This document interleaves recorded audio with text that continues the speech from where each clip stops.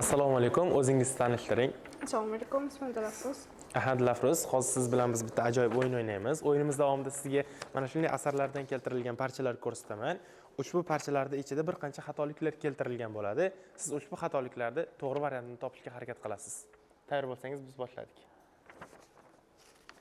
Tong yorishgach qishloq ahli dalaga yo'l oldi, chunki bahorgi ishlar boshlangan edi.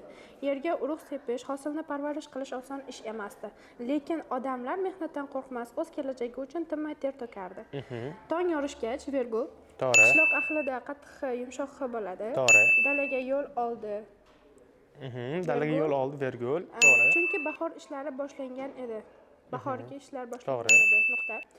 Yerga urug' sepish g. Urug'da g harfi bo'lishi kerak edi. To'g'ri. Sepish, hosilni parvarish qilish oson ish emasdi. Bu yerda xato yo'q. Lekin odamlar mehnatdan qo'rqmas. Mehnatda yumshoq x bo'ladi. To'g'ri. Virgul o'z kelajagi uchun tinmay ter to'kardi. To'g'ri, Dilafruz, siz o'yinimizdagi barcha xatoliklarga to'g'ri javob berdingiz va o'yinimizdagi ishtirokingiz uchun rahmat kattakon. Rahmat.